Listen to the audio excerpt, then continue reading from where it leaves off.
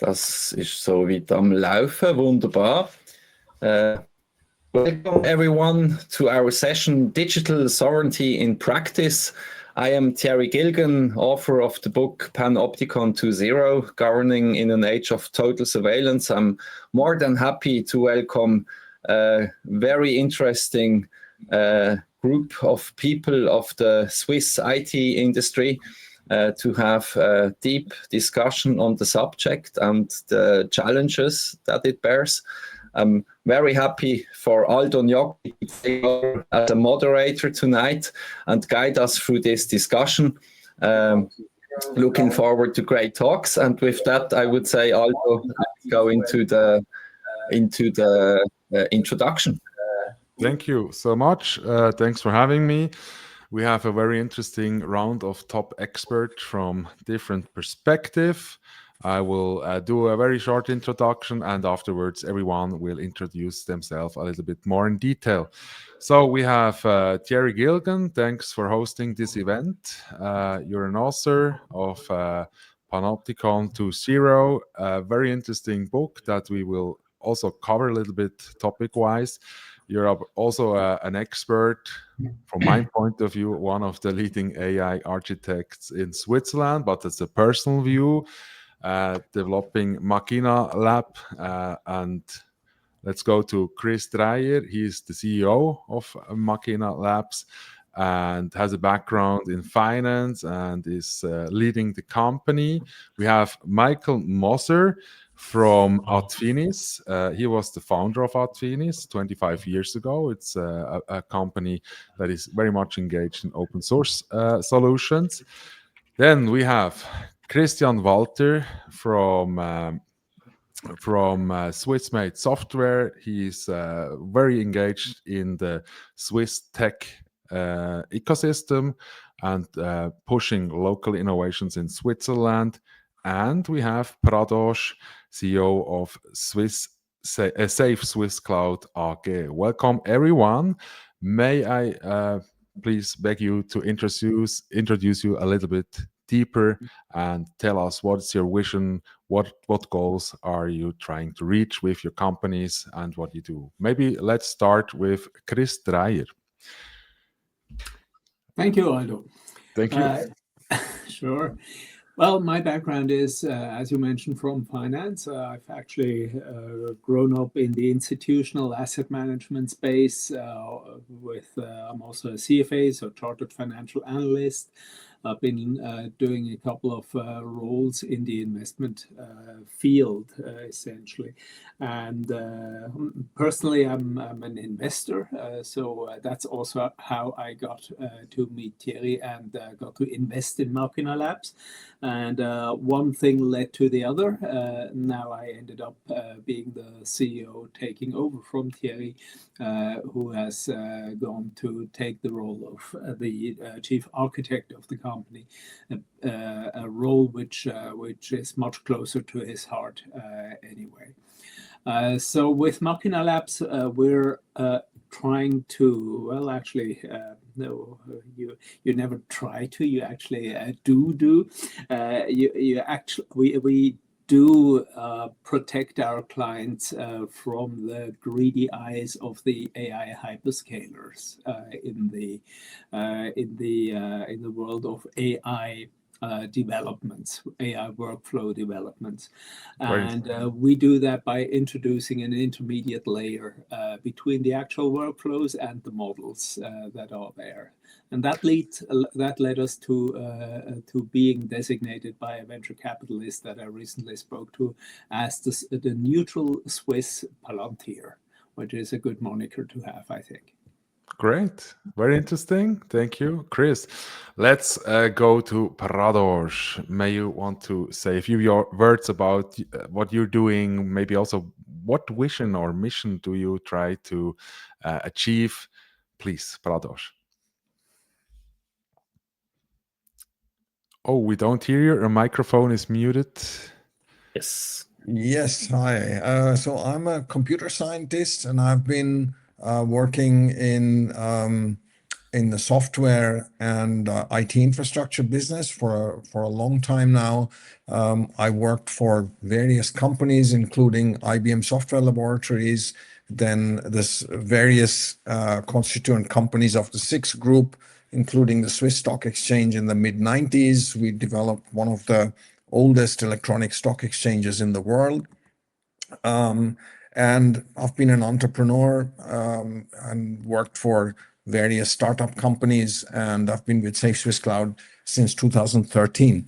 Interestingly, our journey also started with the idea of being able to provide software companies or companies who wanted to use cloud infrastructure with infrastructure that could not be abused by governments for various purposes where they had no business looking into the data of the various companies.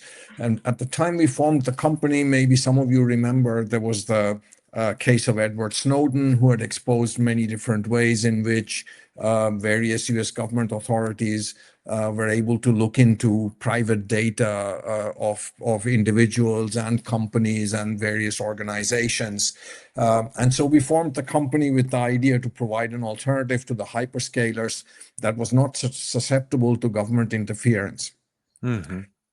Gradually over time, somehow the hyperscalers have been able to diffuse a lot of the skepticism that was around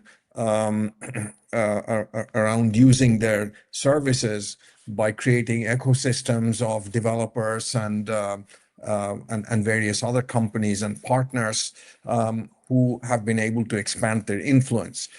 Of late, due to various events that are happening in the world, especially what's going on in the United States, the awareness for sovereign IT, of which Thierry has done a fantastic job of documenting in his book, the awareness for sovereign IT, as it is being called now, has risen, and there's a lot more interest for it, including the boss of the Swiss Army, Mr.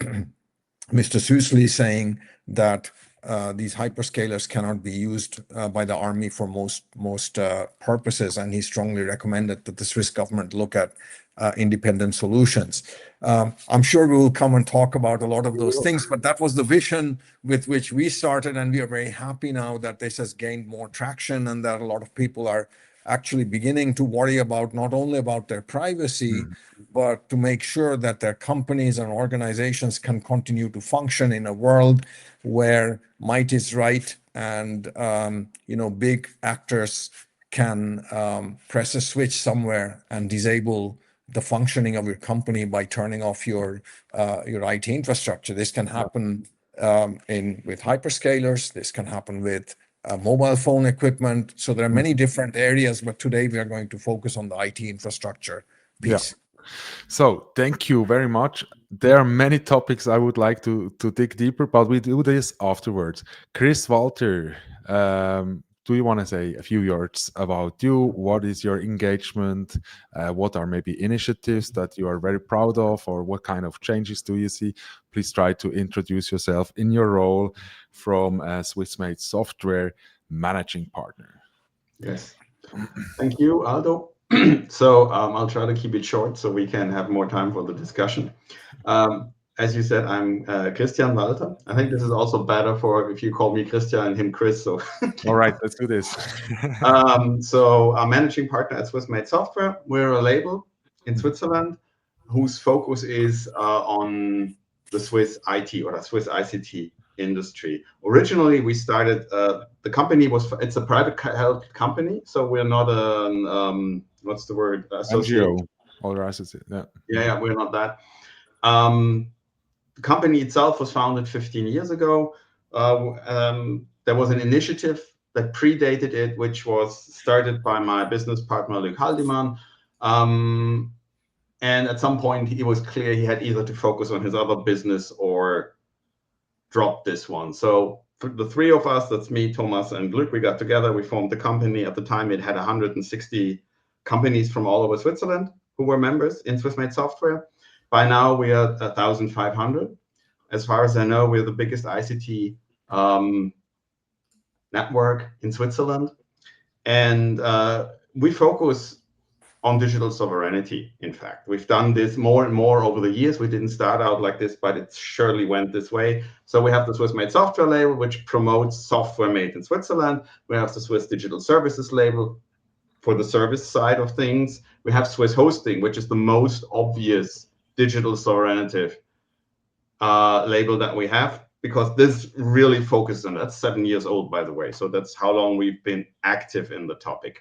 And we've also done some stuff in AI recently. And we think that the most Switzerland can do for its digital sovereignty is by having a strong ICT industry. You have to be able to do things for yourself. You need freedom. That's our position. Few words. I have a degree in economics. I used to work a little bit in consulting. I had a very, very tiny role in the financial crisis of 2008. Got out right before it, so that's good. And afterwards, I was busy as a journalist in ICT. Very interesting. Yeah, I saw you were at Netzwoche, right? Yeah. Great. I also have a few colleagues there. So, but that's not the topic today.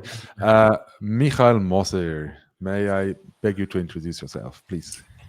Yeah, thank you, Aldo. So, Michael Moser, I'm the founder of Atfinis. So, my today's role in operative, so-called the Chief Strategy and Growth Officer, and in the board of directors, I'm also the chairman. So, Atfinis is an international open source system integrator focused on building and operating mission-critical digital infrastructure. So, for governments and highly regulated environments specifically, but not only. The company itself, I founded 25 years ago, so completely naive after the military service, said, let's do something in this digital world with a lot of internet stuff.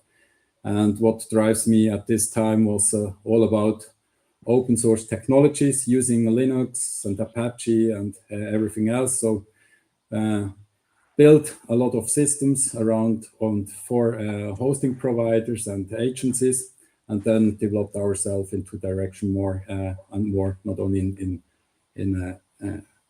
infrastructure itself and systems, and also being a part of an ecosystem of open source. So back then also organized an event. So the first one with Matthias Stürmer back then in 2002, Let's Open to Source, so at the university.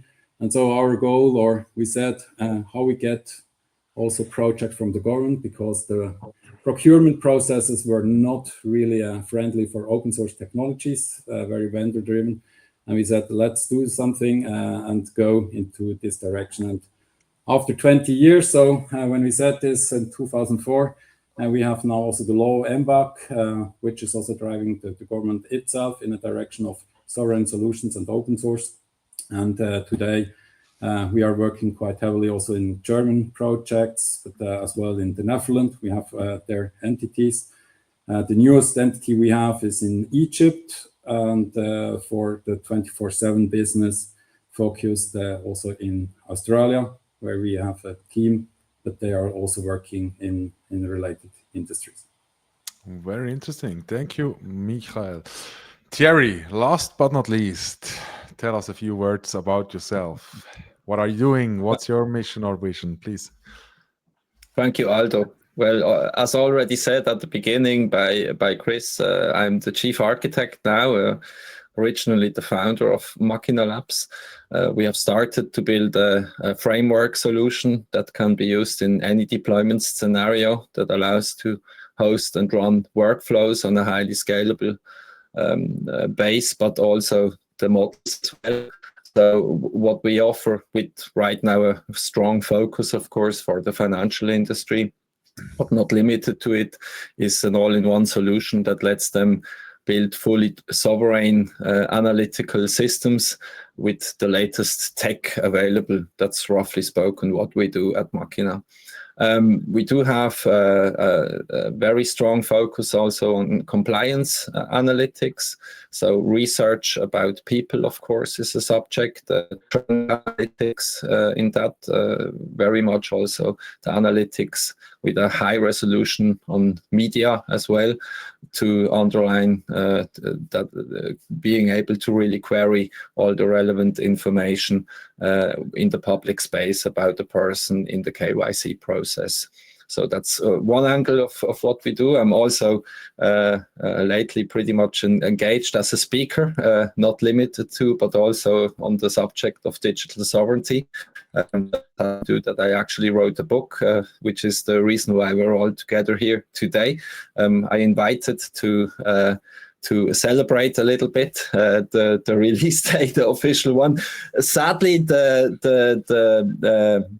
the book stores have not yet managed to get it in the Christmas craziness, so it's going to be another couple of days until you can actually get it in all the bookstores, but you can also already pre-order the book.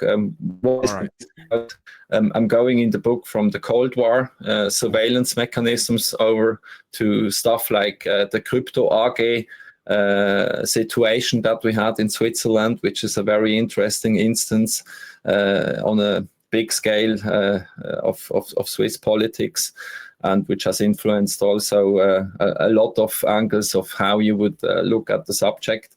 And then I actually go into describing a framework of how to manage the challenges that come with digital sovereignty, and that I look at from all angles, for individuals, for organizations, as well for governments. All right. Thank you, Thierry. So you covered it quite broadly and in depth in your book, but we don't want to talk about the book too much. Maybe we take a few concepts out of it, like your triangle and other concepts that I think are very worth talking about. But now that we met the panelists, I would go into a concrete question. Why do you think that digital sovereignty has become such a pressing issue today, and what does the term mean to you in the context of your work? So whoever wants to start can start with it. Is someone? I'll just kick it off then. Yes, please. Basically, the reason why digital sovereignty is such a big issue is because it's not just digital sovereignty. It's actually the whole topic of political independence of nations, essentially, is changing, and with the geopolitical context changing away from a trend towards increasing globalization, towards more fragmentation, towards more regionalization. Borders are going back up again, and they're becoming much more important again.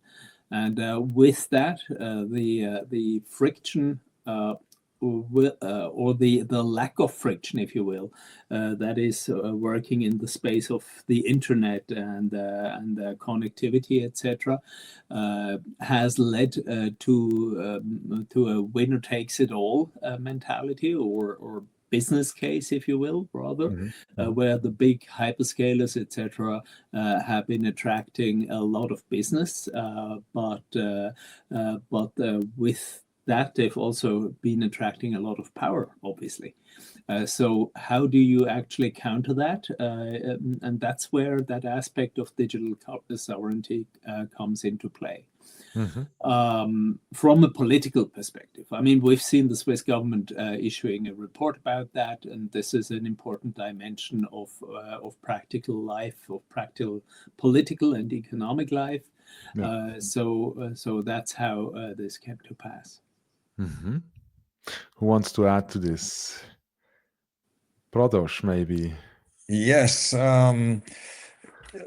Yeah, this thing actually, it's not something new. It's been around for a long time, and I'm sure Michael will also be able to talk about this. I mean, the whole open source movement has been around for a long time as a tool to ensure that for democratization of the information technology world, because the idea has been that it's fine for people to charge for their work, but they shouldn't necessarily leverage their tools to create monopolies and to create a power within the market that allows them to dictate everything. Since those early days, and these ideas have been around since the mid 80s. Already. Yes, so Okay. there was originally, before Linux, there used to be Unix, which was also, there was a huge discussion about whether it should be open source or not. Unfortunately, the Unix community at the time was very fragmented because they all thought they're going to become the kings of the hill. And ultimately, it turned out that other companies like, IBM was the big, 1,000-pound gorilla at the time. That changed over time, and it became Microsoft, and then it became Google, and so on. And so at the moment we don't have a real, in the tech world, we don't really have a multipolar world. We just have a monopoly in various areas, right? Now, politically, for many, many years, since the Second World War, we've had a rules-based order, which it's mostly almost every player in the world, including the big guys who had a lot more power, have at least tried to project an appearance of sticking to the rules. Very recently, that has changed, and now we have various actors, big actors in the world. May I ask, what Yes. exactly changed in your opinion? What is the change? Exactly. Or can you bring a few examples? Yes. So we have seen that the new government in the United States, under the new leadership, has been very willing to exploit various weaknesses of other governments all over the world to gain business and other sorts of advantages through that. Okay. So one thing that we can imagine is that they say, well, say the government of country X is a huge user of some hyperscaler. In Donald Trump's first term in 2018, they created a law called the Cloud Act, which gave the US government the right to ask any American company to hand over data independently of their location, right? So as soon as they're American companies, they have this right. Correct. So now let's say one of these hyperscalers, and to be fair, we need to say that Microsoft has actually tried to contest this for a long time, but after the Cloud Act, they didn't have any more legal arguments against it, and they also have to comply with it. So yes, so no matter where your data is, if it's with an American company, the American government can force them to comply with whatever it is they want them to do. A very recent case, a very interesting case, is the case of the International Court of Justice, where one of their prosecutors wanted to bring a case. I think it was against Benjamin Netanyahu himself. And he found that a couple of weeks later, his email stopped working. Initially, they thought it was a technical problem, but his email was with Microsoft 365, and they just stopped responding to him. And then it became clear to them that his email had been blocked, right? Now, a company like Microsoft probably does not appreciate this because they're either in conflict with US law, or they're in conflict with the law of some other countries, like don't Switzerland. Forget their users getting afraid of this kind of power abuse, right? Correct. And so this has been, one of the highlights that have triggered people to think about, if I'm with a hyperscaler, then I'm not really sovereign, because they can turn off theoretically, and not only theoretically, but also practically. Here's this example of the International Court of Justice. They can turn off a piece of my infrastructure, and suddenly it stops working, right? So this is what digital sovereignty is about, is are you in control of your own IT and your own data? And if you are not, in today's world, so much is digital and so much more is still becoming digital with AI and so on, that you become susceptible to blackmail by bad actors in the world. Yeah, that's I guess a point that many people don't really realize when they're not too much into this kind of historic events. Well, Now, back in the old days of sovereignty, if we hark back to World War II, etc., and look at how Switzerland prepared for that, then the roads were important, the railways were important, the mountain passes were important. That's infrastructure. Nowadays, a lot of the critical infrastructure is digital. And that's exactly the thing, right? do you guys think that the geopolitical situation and what's happening in terms of war and new cyber wars and drone attacks, this new kind of phenomena that we didn't know maybe years ago, changed also in the direction of sovereignty, that people are more aware of it, and it's going also not just in let's say societal discussion, but also more into company and corporate discussion, that they understand, oh, we have a threat that we may solve with sovereign technology. What do you guys think? Is this something, is there a correlation? Is it just a matter of time and what's happening around us that people realize, oh my god, when war tactics will change, we have to make sure that we are not a potential let's say that there is a potential threat for our business success? How do you see this? Is there a correlation, or is it maybe just a coincidence that it's getting more and more important? Yes, please, Christian Walter. I think it's good advertising for digital sovereignty. I think people become more aware of these things because you see it in the media all the time. And when you talk about digital sovereignty, I think there's probably 3 sovereigns in the world right now, more or less: the United States, China, and Russia. Because they can more or less act independently. Some things people like to forget: the biggest city in Europe is Moscow. The biggest IT company in Europe before the war was Yandex. Most people haven't even heard of that. That's basically the Google of Russia. And I would also like to integrate this with your first question, because I think that the relevant date here is not Snowden in 2013 or the Cloud Act in 2018. I think the relevant date is in 2008, the financial crisis. Can you elaborate a little bit more? Yes. Yeah, absolutely. Otherwise, that wouldn't make much sense. Okay, so as I see everybody in this small round here, nobody's around 20. So we all have the dubious privilege to have witnessed the end of the world already twice. In '89, when the Soviet Union collapsed, the world order as it was then ended. Then we had the end of history, Fukuyama and all that. I mean, that was wrong. Nowadays, most people seem to grasp that. And then in 2008, with the financial crisis, neoliberalism died. And that's the huge difference. I think a lot of people don't realize that, because people like to kind of blame it on Trump. But it's really not Trump. Trump is just a symptom. And one thing people should also look, when you look at Trump, everybody says, oh, he's so crass. He does things like you're not supposed to do them. And they see the differences between him and the previous administration, for example.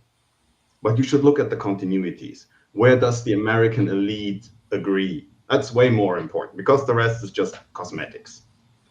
And they've decided to reshore. That's the important thing. And with the digital, they already own a huge part of the world, so to speak. One part is financial, the other is digital, and they are very intrinsically intertwined. And I think Biden himself is also very good, image for this collapse. Because in 2008, in my opinion, the old world order died, and then it was kept on life support, much like a zombie, which is pretty much what Biden was by the end. And if you look at what things are going on now, I think there's a new order being renegotiated. When you say like borders are coming back up, old alliances do no longer count. When we said we had like a global system of rules, you can basically say at some point in history, the powers that be kind of decide how to cut up the cake. And this holds for a time. And then you have an interregnum. And this is where we are now. And now it's being renegotiated. The Americans might be confronting China. They might retrench to their big island and leave us here with the rest. Who knows? I mean, a lot of that stuff is not decided yet. Mm-hmm. But I think this is the important thing. And this is where sovereignty becomes important, especially for us, for the Europeans, because we're supposedly part of the rich world, but we're the only part that's not sovereign. Aren't we, really? Europe is not a subject, it's an object. Yeah, interesting. But let's maybe, Michael Moser, do you want to add to this discussion? Because I guess maybe we have some kind of chances to be more sovereign, maybe with open source approaches. Yeah. Please, what do you think about? I think, when starting also from Pradosh, when he said when it started, so in the 50s, open source was free. So a lot was shared in the beginning. So because software was not the product, it was like a manual, which was delivered with a big machine. So, and coming back to that, so it changed also a lot when the initiative started, also with Stallman in the 80s, and then the Aussie in the 90s, and also implementing this. So for us, or to say an open source integrator at FINI speaking, so is responsible for mission critical systems. Sovereignty means being able to understand, operate, audit, evolve infrastructures independently over decades. So how to drive or how to operate systems there as well. Not only about geopolitical, about where the data lies, also to have the full control and understand the systems in general. Mm-hmm. So because I can also follow the assessment here about what Trump has changed. He is a symptom. He is more this aggressive voice. Destroyed a lot of relationships in this 1 year. When it comes to that, it was a wake-up call, but still this wake-up call was there years before. It was not only about getting this dependencies to US technologies. It's more like also to have cost under control, how to operate this, how to understand the systems in general, and to own the system. It's not only about one vendor. Also this changed. We had seen a lot of acquisition, big changes from a bigger vendor, enterprise vendor, which took over, changed license, and also maybe defined the product as end of life and let the client or the business behind. When you see also the last change or biggest change, which drives a lot of cost for a lot of businesses, VMware acquired by Broadcom, they increased license costs heavily. So not only by percentage of 20% or something like that, so at some points tripled or 10 times higher. So they disrupted this understanding. What drives the business itself? It's also about cost and about technologies. You have to have this under control in the most. What do you think is the most critical aspect in corporation, talking with chief IT officers, chief technology officers, etc.? Is it the risk of getting this triple cost? Is it the data protection? What are the most relevant aspects when you deal with business manager, talking about sovereign technology, open source approaches, etc., what is the most or the hottest topic for this kind the of hottest topic? So if I attended a Gartner IT Symposium in Barcelona in October or November. So the two main questions for CIOs are costs and AI. All right, because we did not talk so much about AI so far. Yeah, but that's if you're looking what drives the most are costs, because I think also because the economy has changed also with the tariffs, etc. That's from this point of view very relevant.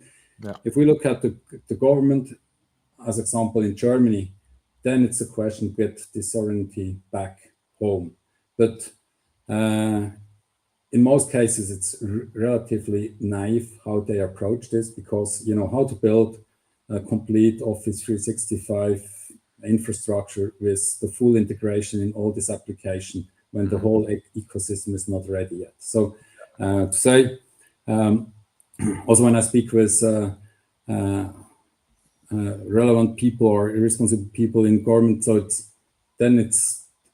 it's a question which I need to answer, like it needs a generation. It's not only to have and move, getting rid of Office 365 or something. So we kind of locked in, right? Somehow we are locked in these technologies and systems. There are huge switching costs involved if we want to go open source or go sovereign, right? What's the discussion about this lock-in effect, and how easy would it be to merge on an open source alternative in practice? I mean, that would be just very short, and then we want to move on to a little bit other topics as well. Can you say something? In the end, the interface for the end user is the software, but if we want to speak about real sovereignty, it's about where the infrastructure is operated. Do we understand the systems, the software?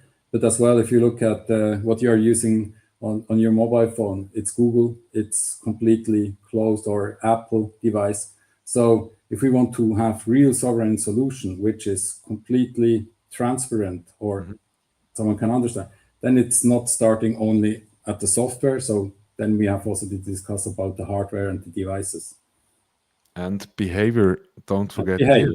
Yes. If I might add something to it, and it comes from a very important diagram that I also have in my book. I believe that we have 6 layers in digital sovereignty, and we have spoken about ethics and the policy. We have spoken about the data governance. We have spoken about the application layer, the model layer, operating system is a layer, and the hardware. What I have been missing, which is part of the hardware layer, is the supply chains, right? If you do not control the supply chains, you're going to be very attackable. That's the truth, right? Because you need the computation power. If you do not have the chips, then everything else becomes kind of fuzzy at some point, and you become very attackable. I think interesting is, and that's an interesting thing that I have seen, is that we know now that governments have very well initiatives. As we already discussed, Heidi Zkraken has made a postulate in Switzerland to the Federal Council in 2022, which I think is great. Obviously, catch that train pretty early. We do also see now that the European Union is building 3 chip facilities, fabrication sites, right? So there is a lot of investment right now happening in exactly the right area. But on the other side, a truth is that we have other players as well. If you look at sovereignty, it's made up of not only the government, but also the companies, and also the individuals. Individuals, of course, there is a great challenge because people today still do a lot of crazy stuff with their data as well as their passwords. That's a big part of sovereignty. You can build all the security if you like, if people do not honor it. But what actually scared me more, and that's something I've seen the last 2 years very strongly, is that we've actually have in the industry still a lot of initiatives that did not actually look at the sovereignty issue at all in and there is a lot of go-to-cloud initiatives in the industries, specifically in Switzerland, going on right now, where this has not been a subject at all. And there, I really think the awareness, and maybe that's the generation thing that Michael was referring to partially as well, right? You do have not enough people right now that understand the depth of the threat that is actually there, and that would natively take responsibility also in their daily lives. And it's more about cost factors, etc. And there we see also very difficult things, because I happen to have negotiated quite a couple of big contracts with not only hyperscalers but outsourcers, and the business model actually is that you pay a very small price in the first year and that you get hit by a pretty serious bill in the third year, right? And that's also pretty important to know, because that's actually a long time and most people sit into the decision-making positions in the respective organizations.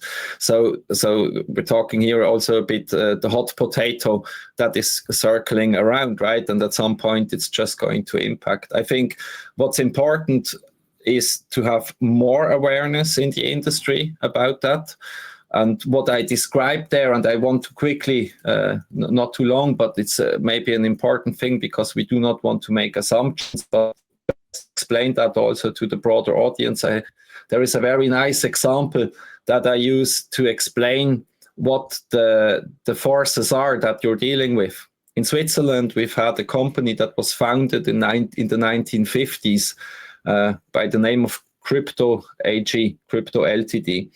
And in the 1970s, so maybe to say what they did, they actually produced cryptographic devices to encrypt messages, but in the old-fashioned traditional hardware way. Mm-hmm. And in the 1970s, the CIA and the West German BND covertly purchased Crypto AG and actually rigged it from the inside.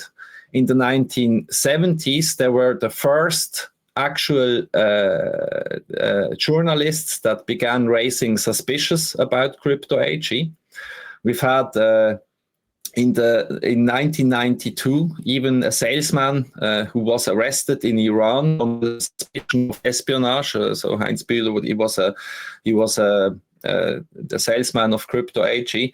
And the interesting part about this is it went on until the year 2020, until the Swiss Federal Council has confirmed that this has happened, right?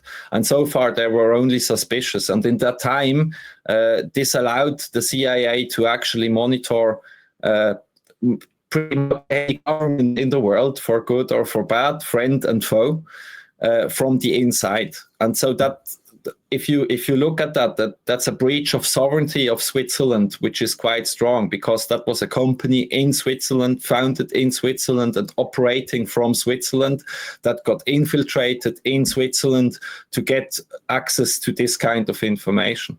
And so if you think about the efforts that were taken to get to this information, I think that helps you to understand the threat today that you have when you then also look at the Snowden revelations, right? Where we have seen with the proven documents that, for instance, Project Prism was used to spy on a very large scale.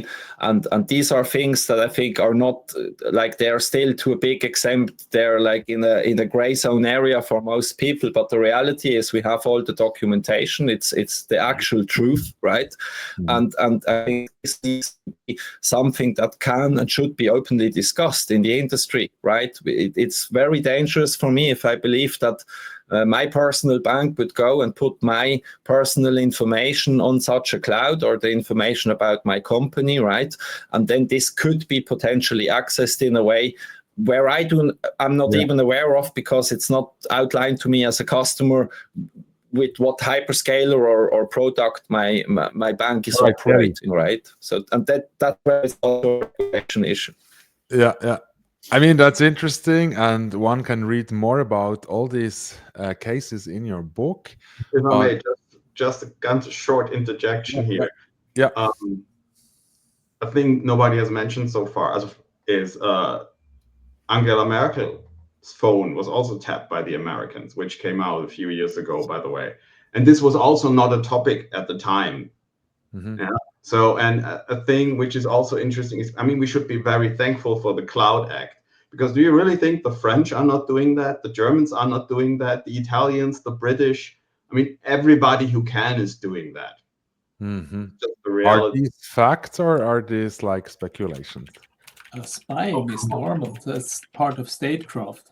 Yeah, but guys, These are facts. These really are facts. Yeah. really, okay, I can't say. But what do you think when we want to shift a little bit to another very, very interesting and a huge disruptive technology? And maybe I want to frame the discussion more into AI and sovereignty, because it's touching cloud solution. It's about open source. It's about innovation in Switzerland. So it's something that is interesting for all of us. Maybe we can have a little bit for the rest of the time. Thierry, just a question: until when can we discuss? I mean, we're 45 minutes now live. Oh, so we planned roughly 1.5 hours. So I think we can take it a little further. We are not in a hurry yet. Yeah. Then maybe I mean, it's very interesting. And I think we have a good basis now, going really deep back in time. But maybe let's look a little bit more into the future and the status quo. I mean, everyone is talking about artificial intelligence and sovereignty. Me, myself, I'm building solutions for clients, very much into these things. And I have to admit that I'm a huge fan personally of, for example, at the moment, Google Gemini. So it's a US technology behind. I also like what OpenAI and Anthropic, etc., are doing. And that's an interesting, maybe, starting point for the discussion. Most engineers in the AI space, I mean, it's kind of a natural thing. They use the APIs. They use the safe version from Azure or via Vertex with protection and papers, saying, yeah, that is all fine. Nothing will go to US servers. And there are other people knowing there is a Cloud Act.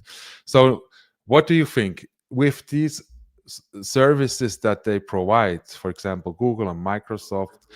Is this a sovereign solution to build properly safe and in a Swift cloud hosted systems that then use for their brains in the agents or multi-agent system, whatever they build, they use an Azure API? Is this kind of sovereignty that we need and want? Or should we more develop on Apertus, the model that the ETH, EPFL, etc., developed, that in my point of view is just like a first step into building your own models on it? What do you think? Is this, when we're talking about AI, is there a real chance to be competitive as a company or an organization using AI to use sovereign AI technologies? What do you guys think? So you've raised a lot of, if I may take that question, Please. you've raised a lot of questions, and I won't know. go into all of them. So the last question first with Apertus, I think it's a great start that we have something like that.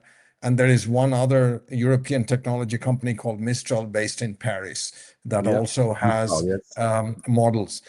However, the issues here are not necessarily that there is a problem with stuff coming out of the United States. Okay, it was initiated in the United States, and as usual, the United States has been very strong in adopting new technologies and allowing them to grow.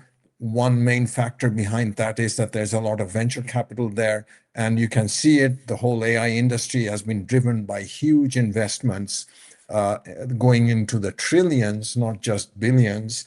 And the difficulty for Apertus or a company like Mistral or any of us here, if we wanted to come up with an alternative to OpenAI or Anthropic or Google, Yeah. is that the amount of money required or that you have to pay for the GPUs to train a model, to create a model, train a model, you would need a few hundred PhDs. You need a huge team to test whether your model is accurate. Even if you make small changes, you need to make sure that other parts of the model are still working the way they were intended to. Yeah. That's an awful lot of a huge investment that is needed to establish these technologies. Fortunately, there are plenty of open source alternatives, and I think maybe somebody or the other, we can talk about that a little bit later. The thing that in terms of AI, AI is becoming very central to all sorts of IT, and what we are seeing in the market is that a lot of companies are saying, well, maybe we need to, instead of changing things right now, we need to rethink IT and build everything with AI at its core. We Okay, just so wipe AI is, code it. huh? We wipe code software instead of hard code. It's just a joke. Yes. Yeah. So there's no question that AI is becoming very important. To what degree we will see. Yeah. The big difficulty here is that one of the things that we didn't touch on earlier is we just looked at nation states and how they are a threat to sovereignty. But there's another very different threat to sovereignty, and that comes from a lot of monopolies and oligarchies. Yeah. If you look at the tech world, we have in the AI space, we have NVIDIA. They have a practical monopoly on AI chips. There's a little bit of competition, fortunately, from AMD. And the Chinese now are also trying to get ahead in the game. But it's NVIDIA de facto monopoly. Before that, we had search, Google de facto monopoly. You look at social media, Meta and Facebook, de facto monopoly. X also in their space, de facto monopoly. Operating systems, Microsoft, de facto monopoly. Yeah. This monopolistic system in the technology world is probably even a bigger threat because it's very systemic. It's maybe a bigger threat to sovereignty. I disagree with that, Pradosh, actually. Huh? Sorry? I disagree with that. Okay, if I may just add one more thing, Finish, and and I'll then let you say we're your thing. looking for your opinion, Chris. Yeah. Yeah. So going forward, if you look at AI, why is so much money being spent, and why have $1 trillion been put into OpenAI? My interpretation is that they are trying to become the next monopoly. So they've made the APIs available to people very cheap. So they're trying to win the developers, just like Microsoft did. Remember Steve Ballmer, developers. AWS won the hearts and minds of the developers by making their service easily accessible to them. Yeah. OpenAI is trying to do the same thing. And so the game here is who is going to be able to establish the next monopoly and de facto control the AI market. And that's where I see the major threat in the future to sovereignty, is that if we are all beholden to this one company, OpenAI. Fortunately, there is competition. So at the moment, we can't say that OpenAI is going to become the next Microsoft or the next Google. We don't know that yet, but that's what they're trying to accomplish. Mm-hmm. But is the term monopoly right? Because for me, it's oligopoly, right? Because OpenAI, Google, Anthropic, they compete in a market. They all have some kind of share. I mean, yeah, Google and Anthropic has the most market share in the Western countries. Nobody's talking so far from China. I guess they're not just going ahead in some technologies in the AI space. Let's take Manus AI. That's my favorite tool. It's so much better. It's a totally other architecture behind with multi-agent system. I don't know if you ever used wide research. This is a killer feature. I don't find it everywhere. I can just develop it myself on NI10, LangChain, etc. But I guess China is the hidden champion. But that's it's another not hidden at all. Yeah, but most people it's talk very much about out the US. there. Yes, Chris, please. It's maybe not in the consumer. It's maybe not so much in the consumer space, but that's consumer space is not at the front of technology for sure.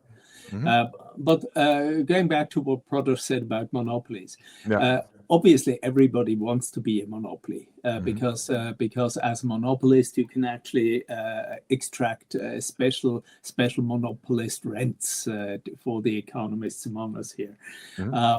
But monopolies are unstable.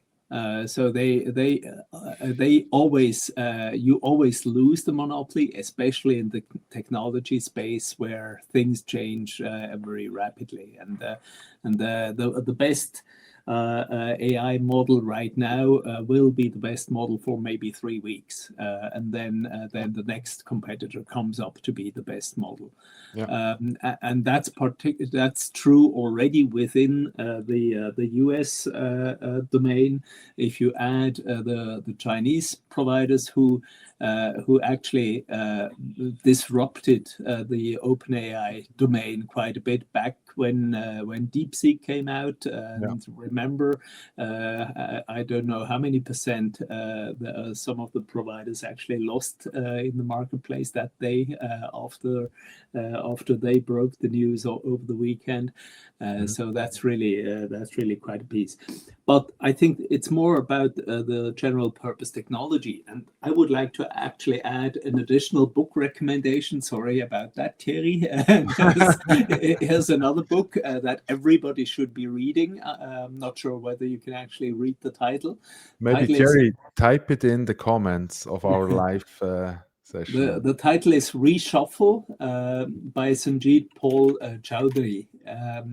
And what he does is he actually compares the impact of AI that AI is going to have on the wider economy to the impact that containerization had on the world economy.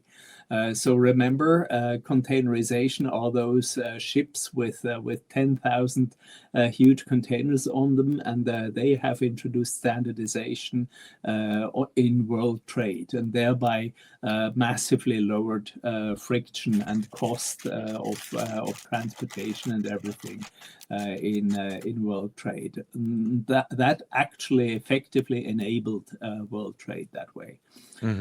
What he's saying is that AI is actually introducing the same effect to the world of knowledge work.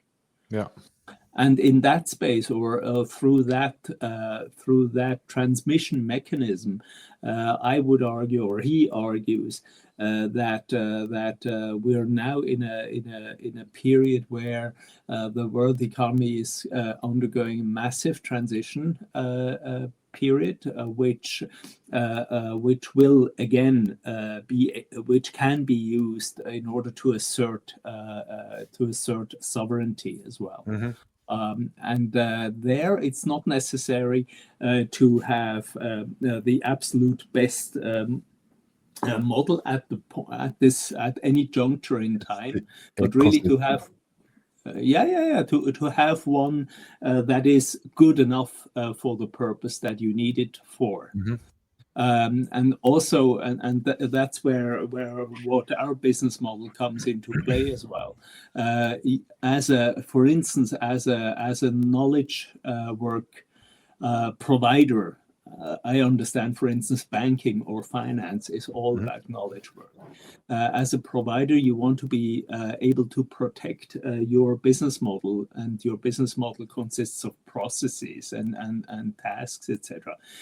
You want to protect those processes, that knowledge that is now embedded in brains. In the future, it will be embedded in artificial intelligence workflows. It's already taking place. Let's talk about cloud skill from Anthropic.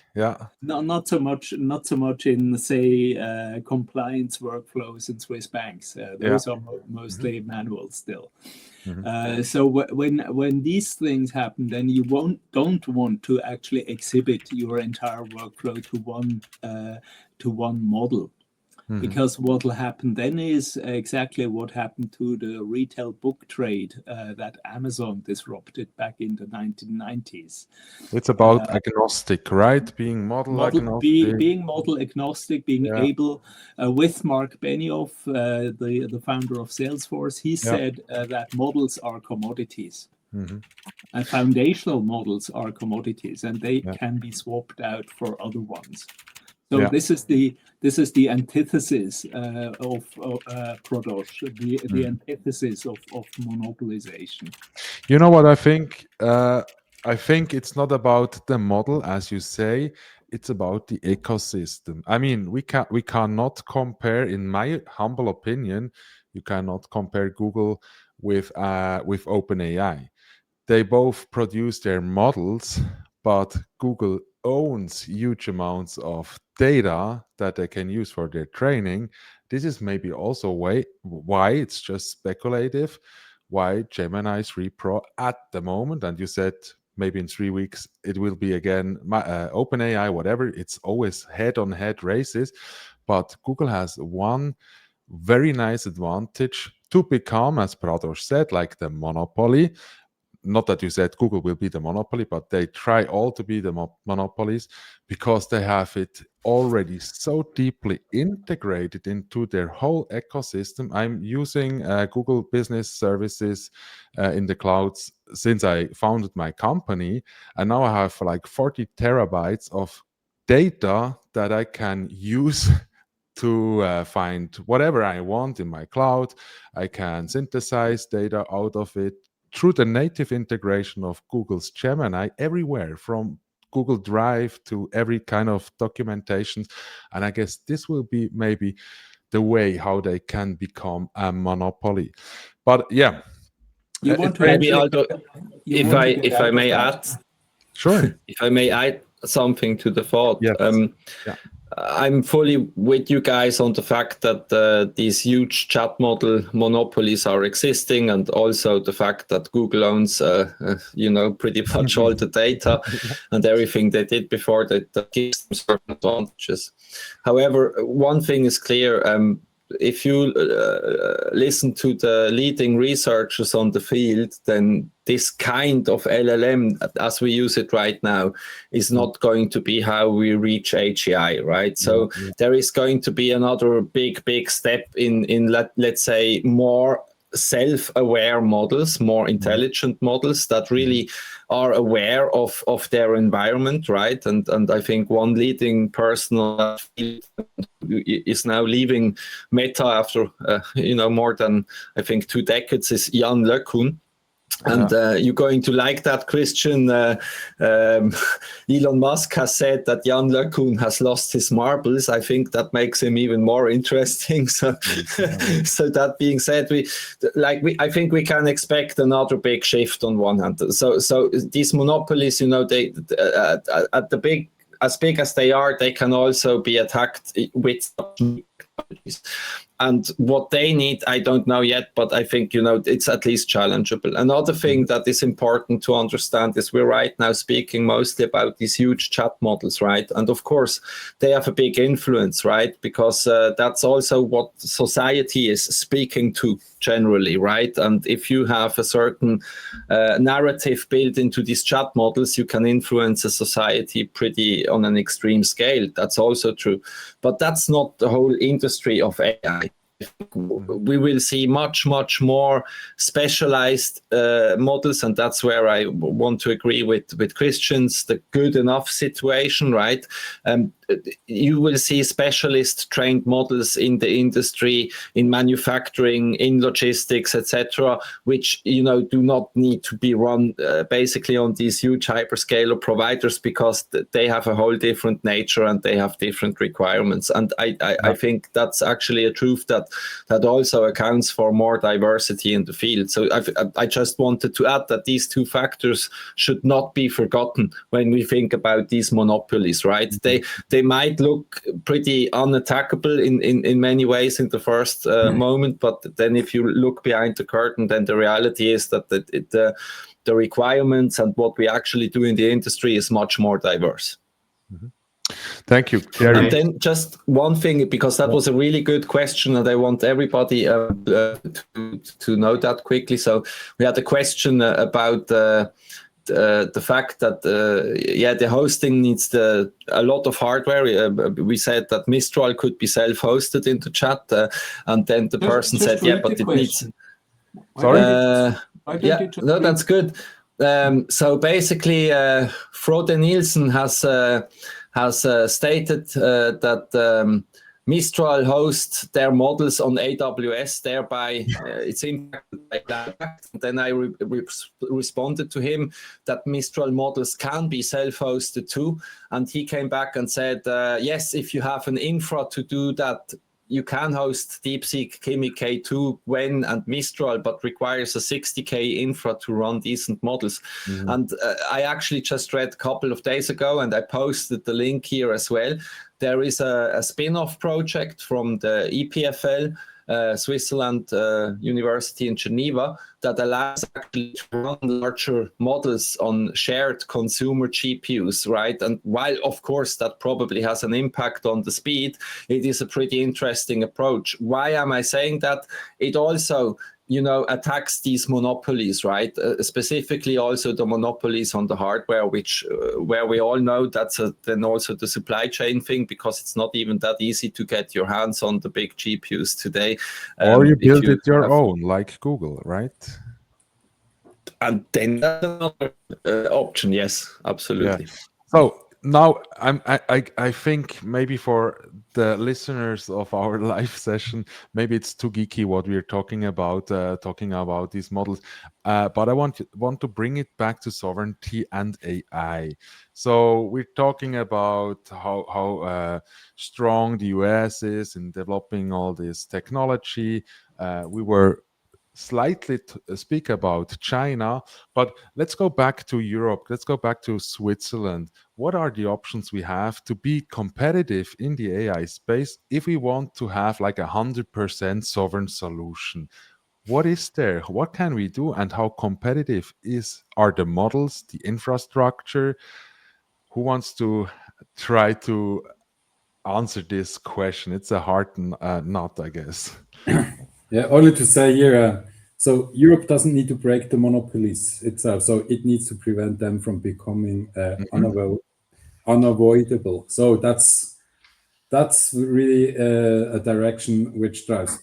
Because now when coming back to Adfinis as system integrator, in critical infrastructure, monopolies is not a business issue, it's a resilience issue at the very end. So it starts there at some point when it comes to what it needs also to say about market share, or in every technology, not only in AI, isn't defined by the market share itself. So for us, or in open source, when we have the answer, so we have always to ask or to say it's defined by the absence of choice. So it comes here the same way as in every technology or product involvement where a monopoly arise or grow, that we have to have the choice to get the solution or the infrastructure running. Yeah. Mm-hmm. But do you think maybe also, Christian Walter, you're actively pushing the Swiss tech ecosystem with what you do, Swiss-made software, etc.? Let's say we want to develop like vertical solutions, not talking about the broad usage of AI, but let's say for the banking industry or for let's say for marketing technologies. Is there a real chance in Switzerland to produce systems, AI systems, just using like Apertus? Maybe let's cross the border and let's use Mistral.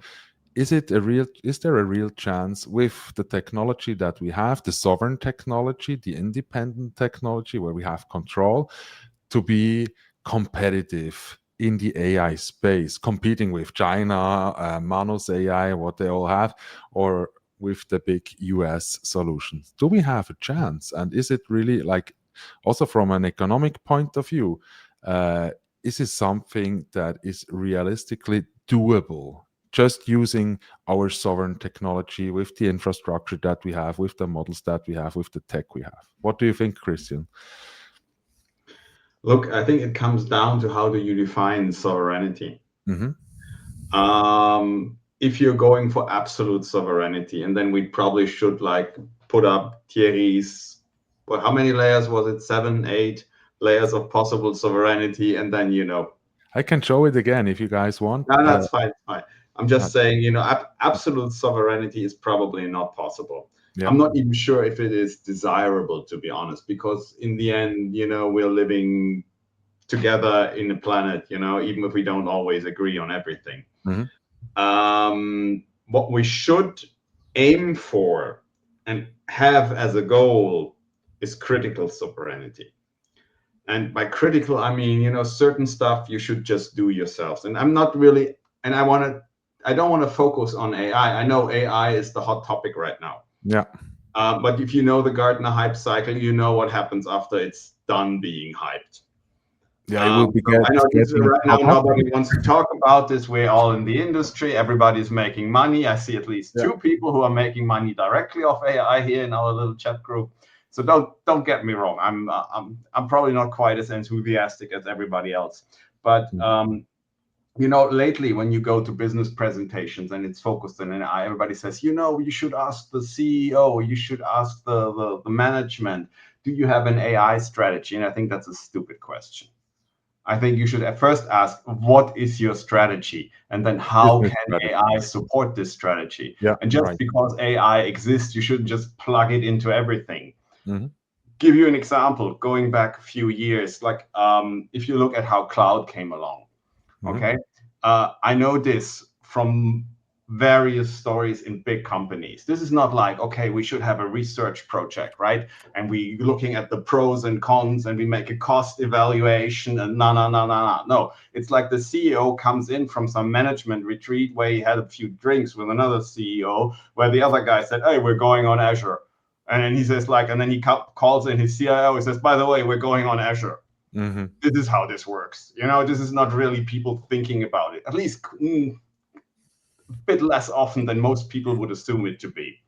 Okay. And so I think it's impressive that Switzerland has its own model in Apertus. Mm-hmm. From what I've heard, for certain stuff it works well, for other stuff they're not quite there yet. How good it will be in the end, we'll know in 3 years. I guess how good it will be depends on the developers that build on it, right? Because it's like a basic... That as well. I mean, this is also another thing when people talk about the cost, you know, the cost is, what does it cost us? So it's the same for AI as it is for cloud. This is just something a second, Christian. Chris, do you want to tell us something with the nice book you show us? There must be some point that is important to you. And sorry for stopping you. Just bring it because I don't get your point. Absolutely, of course I have a point. Yeah, and that is about the hype thing, Christian. I don't think that it's a hype because I think of course we will see, but I see very convincing. And by the way, initially I was very skeptical. Thierry remembers that quite well. Oh yes, I can tell. But I've been converted. So I don't think it's actually hype. It is a reorganization, a reshuffling of the economy that is taking place. But it's not so much a technical issue, it's much more an organizational issue. It's much more a management issue, and that also means that the models in itself, the technology, the tech stack underlying it, is not very critical. It's a means to an end. Mm-hmm. And that means to an end is the piece that's relevant. And that's why I said before, good enough is good enough. So basically you need to think about what sort of job do you want to do with it? What sort of task do Well, you that's want to what have? Christian said. First, you need to have your business strategy to That's have right. something that you can align to, right? Absolutely, yeah. absolutely. And then you can make the choice of how do you organize that workflow, and how do you break that workflow up into smaller jobs. And for each job, eventually, you can pick a separate model. You don't have to give the same job to retain the model for all of your jobs. You don't actually want to do that. Because that way your whole business model becomes visible to the model, and eventually, if you don't pay attention to the model provider as well, which could replicate your business model. Yeah. All right. If I may add something, I would also like to add something. Wait, guys, one after the other. I just want to give the word back to Christian Walter, then Pradosh, please. Christian, sorry for the interruption. No worries, Please absolutely. continue. I just wanted to know why he's showing the book so hard, but now it makes sense. Again, Please, no Christian. worries. Yeah, I only have one more point, so I'll keep it short. Yes. When we're talking about cost all the time. In the end, cost is very important. Like, as I said, I worked as a journalist for a time, and I think a solid rule to follow is always follow the money.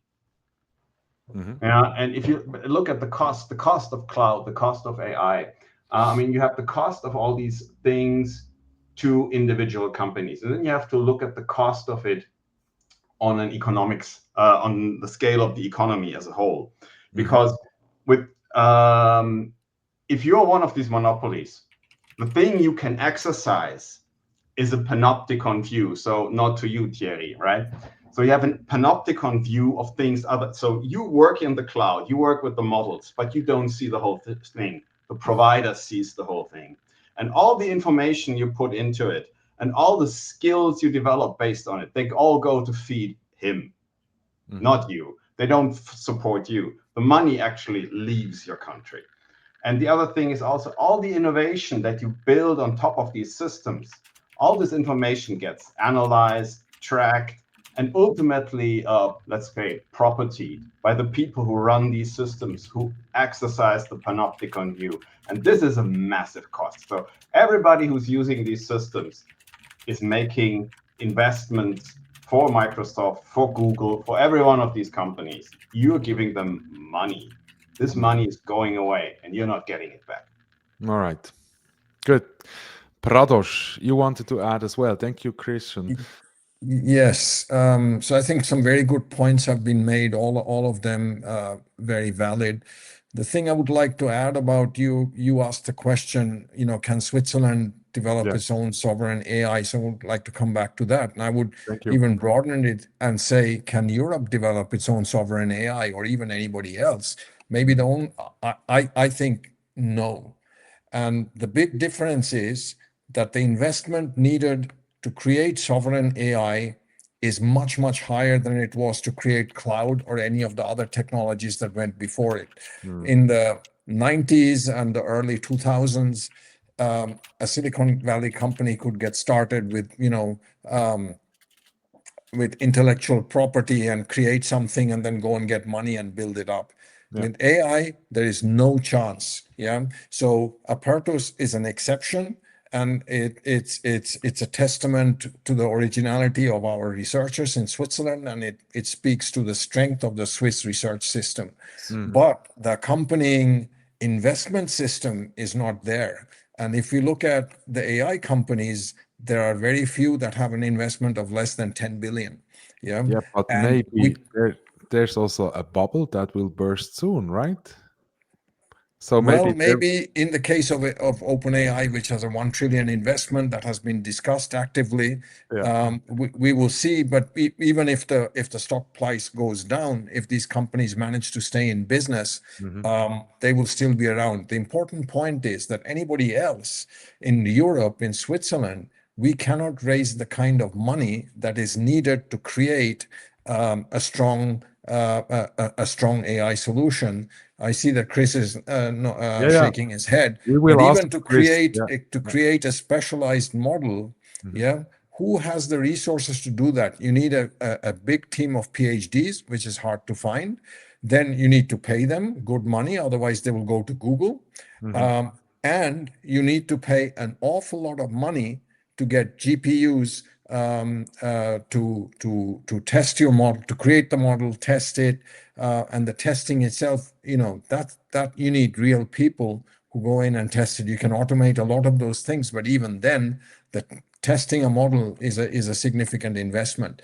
And this has gone beyond what the normal tech industry in Switzerland and even more broadly in Europe is capable of doing. And we know that the information technology industry in Europe, apart from SAP and one or two other exceptions, has not had much success. Okay, and there's something systemic in that we are not able to address. And one of the main things is that there isn't enough investment in this area. Yeah. All right. But what if, and Chris, I will come to you just as next, if we would have like coalitions working more closely together, countries with each other, the leading universities, companies that fund this kind of independent development, do you think it's unthinkable that we will have this kind of power in Europe to be like competitive with our own really competitive models in AI spaces? Do you think it's just not realistic to realize this idea that we can make an impact and have like a sovereign technology? Who are you asking? Pradosh. Because you said it's okay. so much GPU, so much money, it's almost not possible.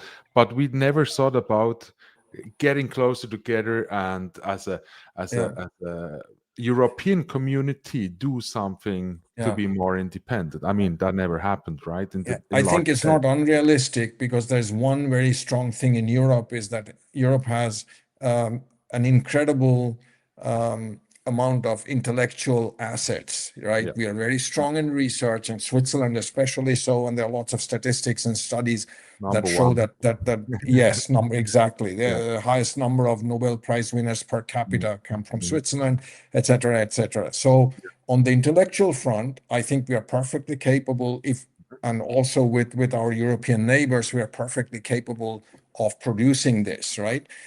Now, if we look at the history of such corporations, that makes total sense. But if we look, the European Union tried to create all sorts of cloud standards and cloud initiatives. One of them was called Gaia X. You might remember it. What happened was that they created a committee, and the people sitting in this committee came from IBM, from Google, from Azure, Microsoft, from AWS. How do you expect these people to help Europe to create a sovereign standard? No, that are not the people. Right. So this is where I'm less optimistic that these sorts of initiatives can succeed. Theoretically, yes, they can, but practically, we have not really seen them succeed. With the exception of more recently, we have seen various state governments, like in Schleswig-Holstein, they have been able to pick an open source strategy and implement it. So that gives us some reason for hope. The more broader problem is that you cannot go and find $1 billion in investment. Even Mistral doesn't have that to build a European AI business that can compete globally or even in Europe with the hyperscalers and the big guys.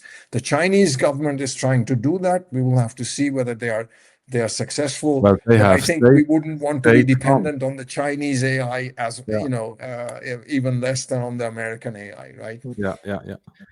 We have an interesting question also from the audience. That is, didn't DeepSeek show that there is not much investment needed to train?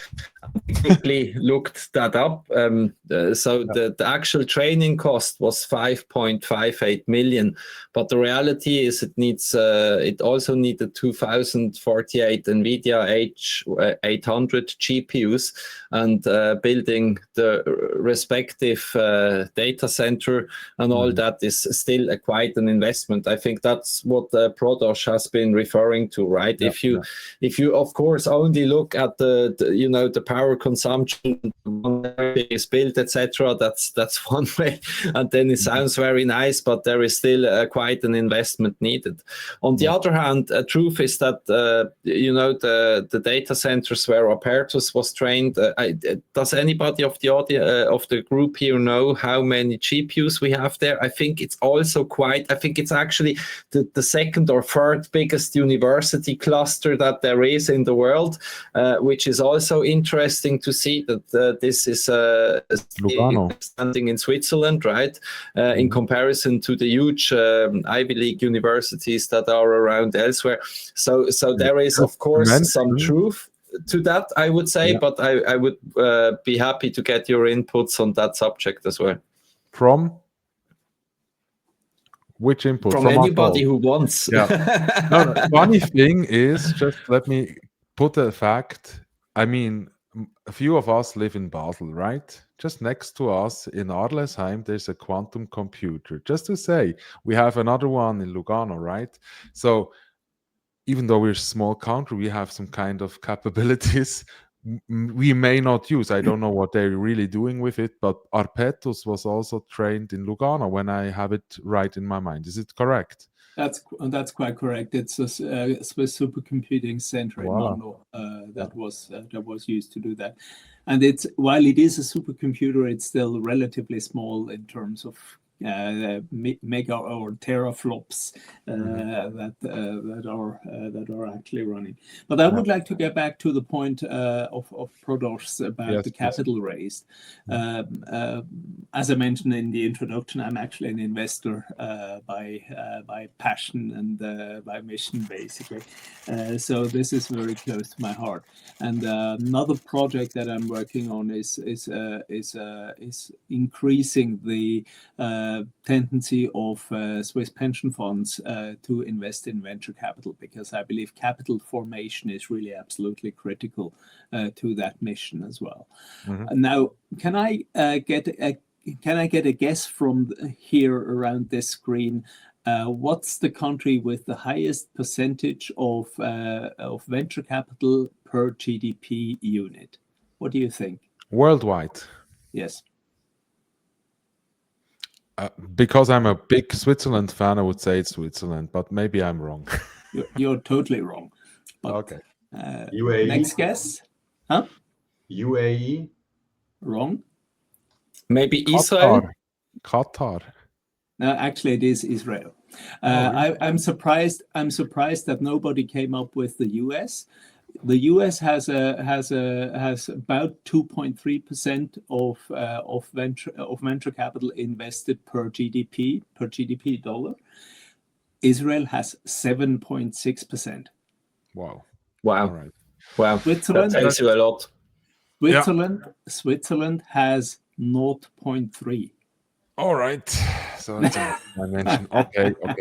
But my dear friend, we have Why I'm saying this is basically Prodos, there's a lot of capital around.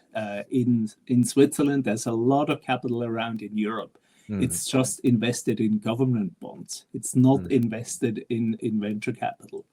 And the little that is actually invested in venture capital goes to US venture capitalists, mostly and predominantly. And that's where we need, that's where change is needed. That's where we need to redirect those capital flows. And then it will be not a problem at all to raise the cost or to raise the capital required for really big ventures as well. Okay. We have not even maybe 2 minutes left. Maybe we can go a little bit over time, but let's try to close it up a little bit. For me, it's clear there's no, how can I put it?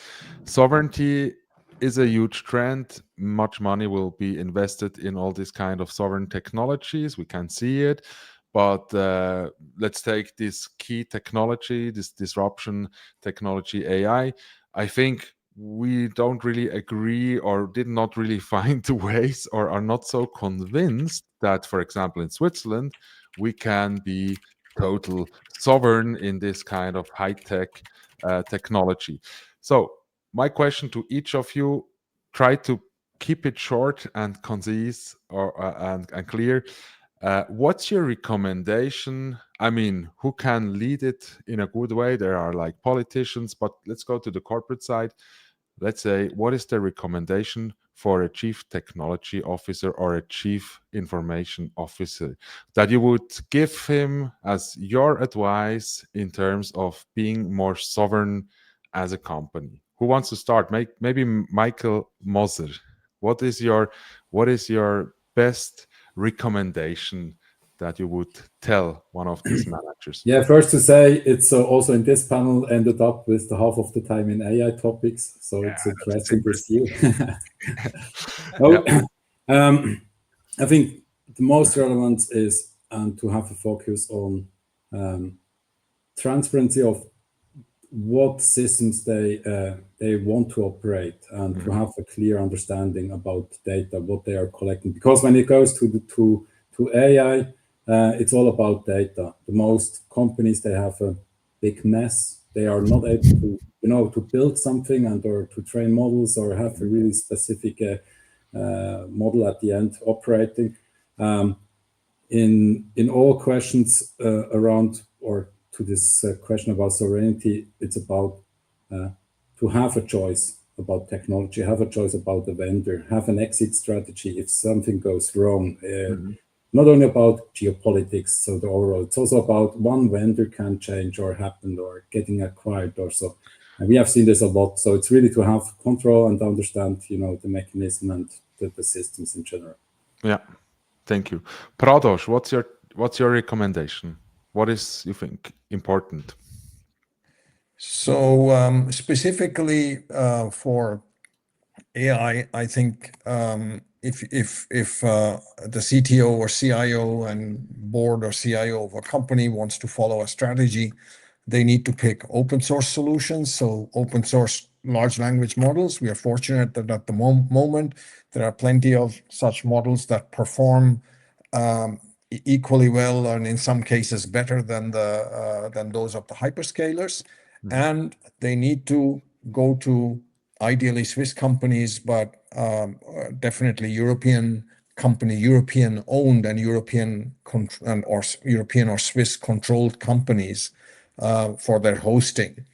And so that's the AI piece. In general, they need to be investing more in open source.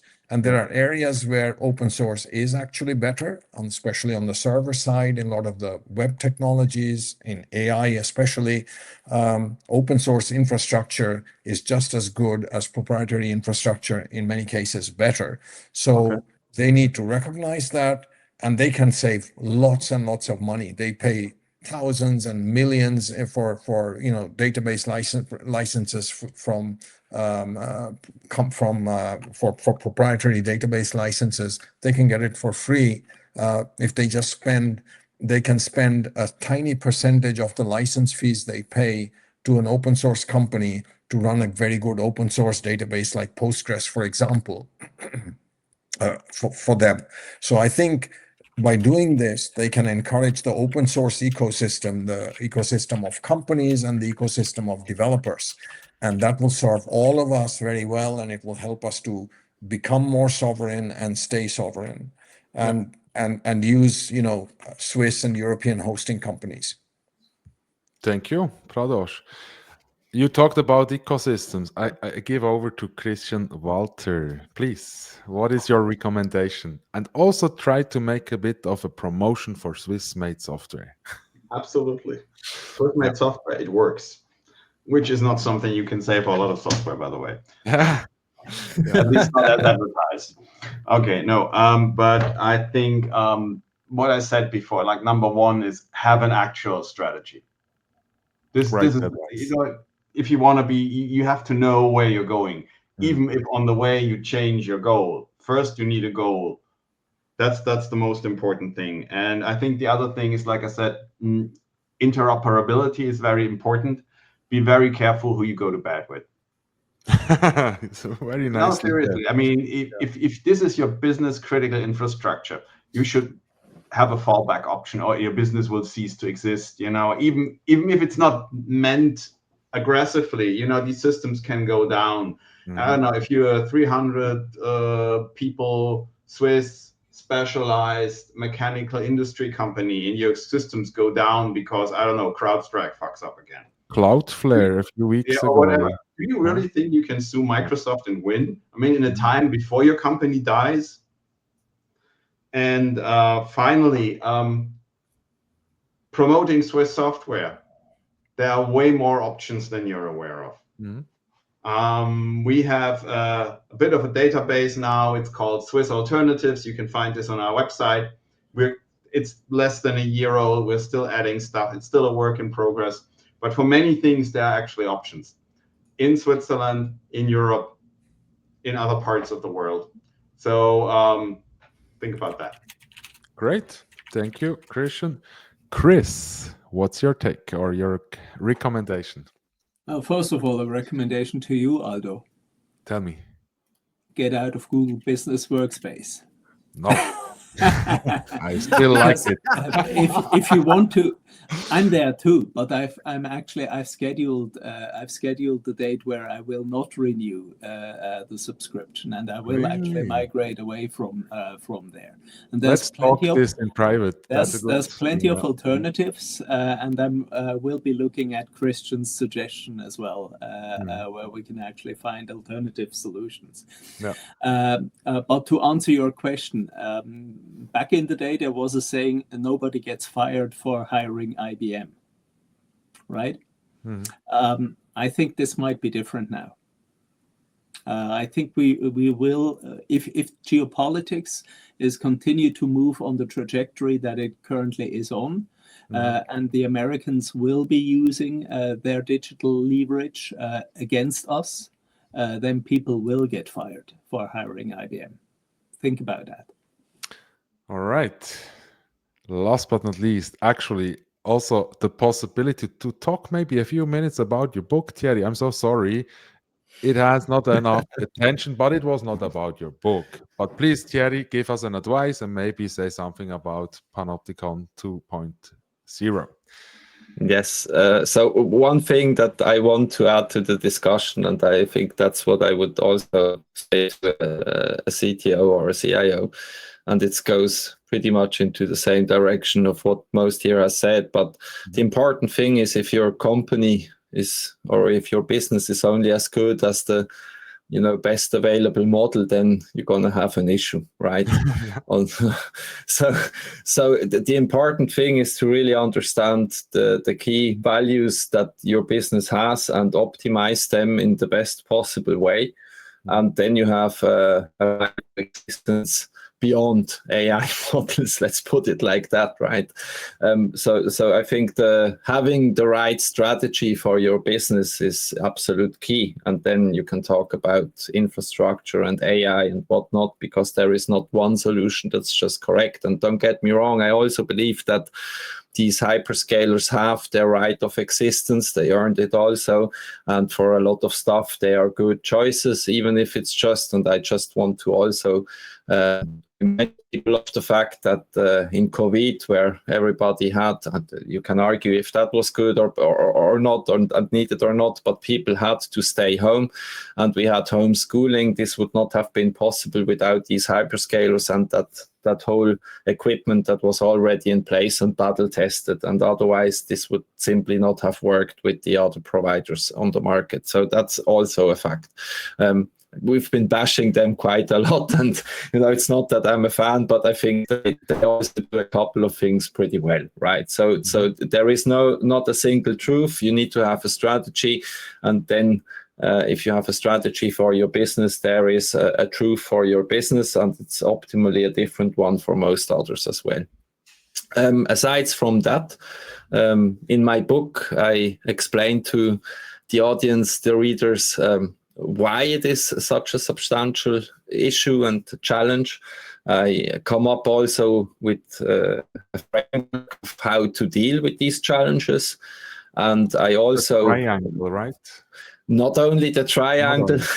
And I also explain, give examples of how it looks if we are going in a sovereign and aware way in the future. And I draw that scenario, but I also draw the other scenario where we are not doing that and we are letting things happen. And then that's actually quite dystopic. And I think that's not the future where we want to go. And that's why I wrote the book. So with that, the only thing that I have left to say is thank you very much to all the panelists. Thank you very much, Michael. Thank you very much, Prodosh, Christian, and Chris. It's been more than interesting discussion. I could actually go on. I think it was really valuable. I also get really great feedback already from the audience. So this was everything quite right. So thank you very much for your time. If you want and if you trust me to share me your mail address, I would be happy to send you a little greeting package from Basel as a thank you. And with that also, Aldo, thank you very much for hosting a wonderful session and moderating this. It's been fantastic. Thank you very much, everybody. And to the audience, stay aware and work on the better future. That's pretty much everything that I have left to say. Thank you very much, and I wish you all a beautiful evening. Thank you, Thierry. Thanks from my side. And I guess we will hear about sovereignty even more in the near future, because that was something that the audience did not hear from us, because in the warm-up we were discussing, is it something that is only a huge topic in early adopters and policymakers? It's taking place a lot of things, and maybe Michael and Pradosh, you maybe have been involved in this policymaking process. That is possible. But I really hope that we are a little bit more aware, the people that were listening to us, that a lot of things are taking place on different levels in society, in politics, technology, etc. And I hope that they also push a little bit in a direction of a more sovereign society and business world. And thanks for everyone watching us, and I wish you all a wonderful holiday season and all the best for 2026. Bye, everyone. Have a beautiful time. Have a good Christmas and a Happy New Year. Thank you very much. Goodbye, guys. Bye. Thanks. Bye. Merry Christmas and Happy New Year, everybody who's watching us. Thank you. All right. Maybe we can stop the live session, Thierry.